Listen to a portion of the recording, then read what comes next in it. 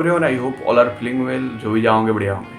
और इस वीडियो में हम लोग महात्मा गांधी के बारे में देखेंगे। आखिर बहुत बार ऐसे तो उन्होंने अपने जीवन में बहुत सारे संघर्ष किए और ये आम सी बात है। कोई भी व्यक्ति जब अपने जीवन में संघर्ष करता है तो बहुत सारी कठिनाइयाँ आती है और कठिनाइयों की आनी आम बात है।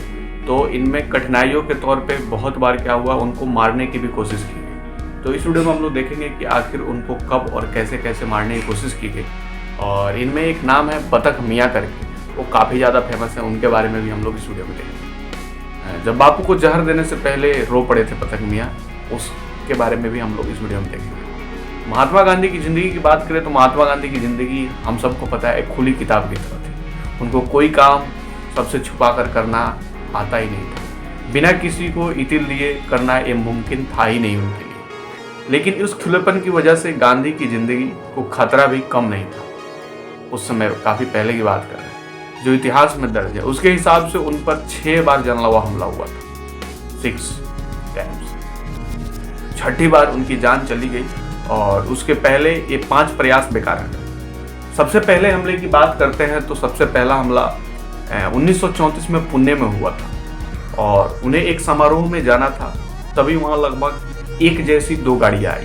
एक में आयोजक थे और दूसरे में गांधी और कस्तूरबा गांधी यात्रा करने वाले थे। आयोजकों की कार निकल गई और गांधी की एक कार रेलवे फाटक पर वहीं पे रुक गई थी। उसके साथ ही अगर देखा जाए तो वहाँ पे जो कार आगे निकल गई थी, जो कार आगे निकली थी, एक धमाके में उसे परखच्चे उड़ गए और गांधी जी उस हमले से बच गए क्योंकि ट्रेन वहाँ पे देर से आई थी। दूसरा हमला जो हुआ था 1934 में हुआ था और 1934 में 1934 और 44 में बताई जाती है। 1944 में आगा खां पैलेस से रिहाई के बाद गांधी पचगंगी जाकर रुके थे और वहाँ कुछ लोग उनके खिलाफ प्रदर्शन कर रहे थे। गांधी जी उनसे बात करने की कोशिश की लेकिन उनमें से कोई बात उनको राजी नहीं और आखिर में एक आदमी छुरा लेकर दौड़ पड़ा और उसे पकड़ लिया गया। ये हमला भी वहाँ पे नाकामयाब हो गया। तीसरे हमले की बात करें तो 1944 में पंचगंगी घटना के बाद गांधी और जिन्ना की बंबई में वार्ता होने वाली। मुस्लिम लीग और हिंदू महासभा के लोग इससे डरा थे। वहीं भी गांधी पर हमले की कोशिश भी नाकाम रही। चौथा हमला 1946 में हुआ था और 1946 में महाराष्ट्र के नेरुल के पास गांधी जिस रेलगाड़ी से यात्रा कर रहे थे उसकी पटरियां उखाड़ दी गई थी। ट्रेन उलट गई, इंजन कहीं और टकरा गया और लेकिन गांधी को उसमें कोई खरोच तक नहीं आई थी। पांचवा हमला 1948 में हुआ था और 1948 में 2 बार हमले हुए। पहले मदन लाल बम फोड़ना चाहते थे, वो फूटा नहीं और लोगों ने उनको पकड़ लिया। और 30 जनवरी 1948 को छठी बार नाथूराम गोडसे ने गोली चलाई और गांधी की जान चली गई। इसमें एक खास बात यह है कि आदमी इनमें से 4 हमलों की जगह पर मौजूद था और उसका नाम था नाथूराम गोडसे। जब हिंदू चाय और मुस्लिम चाय सुन बेचैन हो गए गांधी जी। महात्मा गांधी कश्मीर गोरक्षा मॉबिंग लीचिंग पर क्या सोचते थे?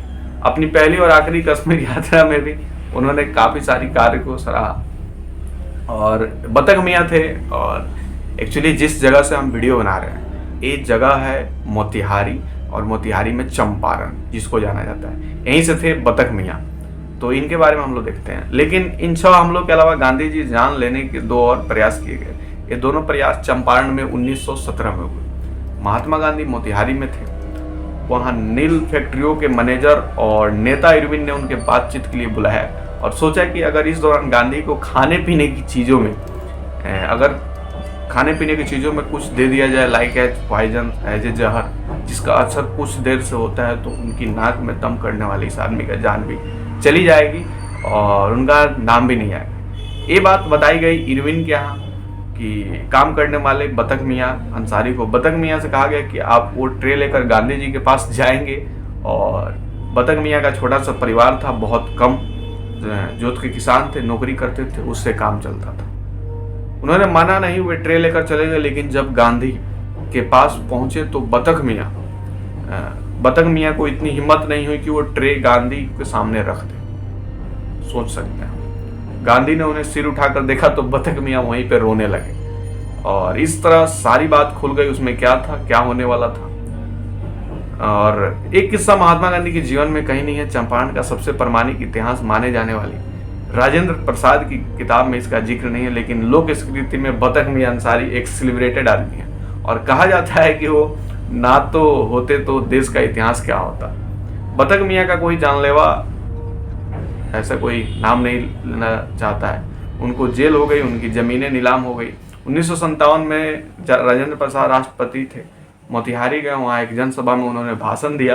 उन्हें लगा कि वे दूर खड़े एक आदमी को पहचानते हैं और उन्होंने वहीं से आवाज़ लगाई, बतख भाई कैसे हो।